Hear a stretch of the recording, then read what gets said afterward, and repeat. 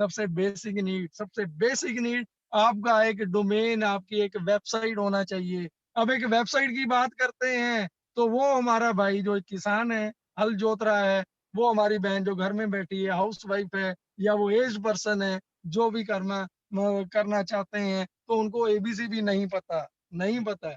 वो लोग क्या करेंगे? उनको यदि अपना कोई भी बिज़नेस, कोई भी घर तो चलाना है, बिज़नेस को ऑनलाइन लेके जाना है, किसी ने शोरूम खोल लिया, एक कपड़े का खोल लिया, ग्रोसरी का खोल लिया, कुछ भी ओपन कर लिया, लेकिन उसको ऑनलाइन लेके जाना है। अब ऑनलाइन लेके जाना है तो सबसे पहला दिमाग में आता है किसी वेब डेवलपर को पकड़ते हैं, उसके पास चलते हैं। अब वेब डेवलपर के पास जाते हैं, वो आपको बोलता है कि आपको डोमेन बुक करना पड़ेगा, डोमेन की कॉस्टिंग $2, $5, $10, $20 वो क्लियर आपको बता देंगे। आपने एक डोमेन ले लिया, गोडैडी से आपने डोमेन ले लिया, चाहे उससे लो, चाहे आप खुद ले लो। $2, $5, $10 कई बार कॉस्टली पड़ता है, कई बार सस्ता पड़ता है दोस्तों, कई बार फ्री भी पड़ता है।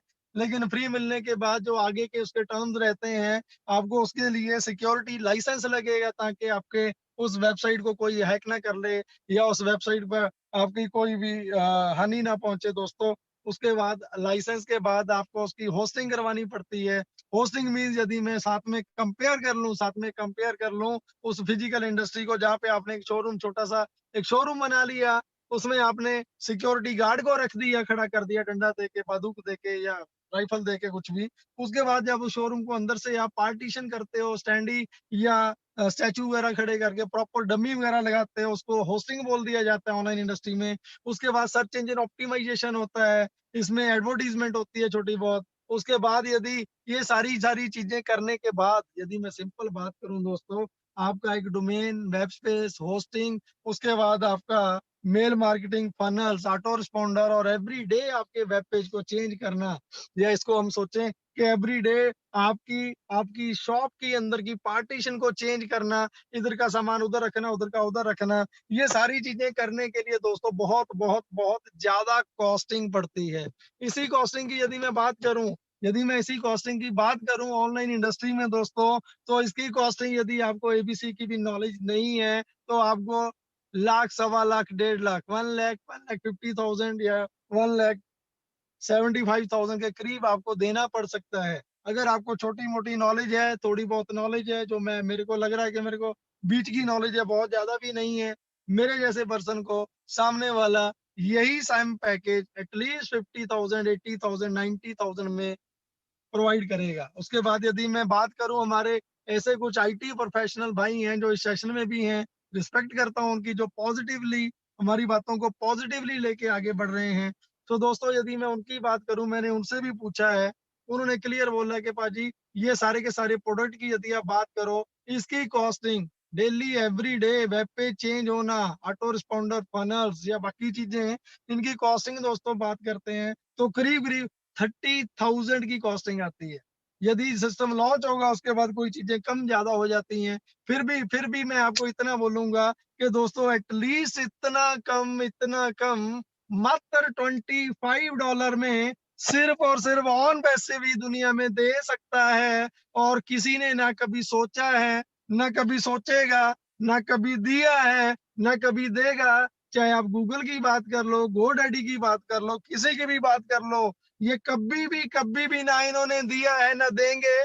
क्योंकि इसके पीछे का रीज़न सबसे बड़ा ये है, इन लोगों ने आज तक कभी भी किसी के लिए नहीं सोचा, अपने बारे में सोचा कंपनी बड़ी कैसे बने, कंपनी बड़ी कैसे बने? इन लोगों ने कभी नहीं सोचा कि एक आम एंड यूज़र, एक आम इंसान, वो आम पब्लिक जिसकी मैं बात करता हूँ, आप अपने घर में जाते हो, शांत उस टाइम में देखना जब सारे लोग खाना-पीना खाने के बाद रात को सोने के टाइम, हर एक बंदा, जितने कमरे, जितने मेंबर, उतने ही करीब-करीब फ़ोन रहते हैं आपके घर में।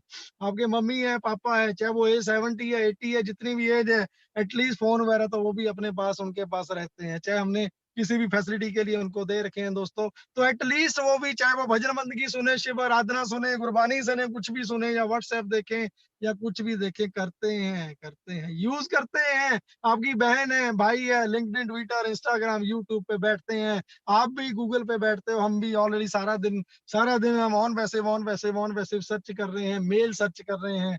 हम सभी हम जितने भी लोग हैं, घर के जितने भी मेंबर्स हैं, हर इन सिस्टम को बड़ा बनाते जा रहे हैं। पैसा कमा के दे रहे हैं, पैसा कमा के दे रहे हैं। सॉरी, इवन आपके घर में छोटा-सा बच्चा 2-3 साल का, 2 साल का, 1.5 साल का, 3 साल का बच्चा है, आपने कभी सोचा है आपने कि आपका ये छोटा बच्चा किसी न किसी की कमाई का ज़रिया है? आपका छोटा बच्चा भी लेबर कर रहा है, छोटा बच्चा भी आपका किसी न किसी को पैसा कमा के दे रहा है।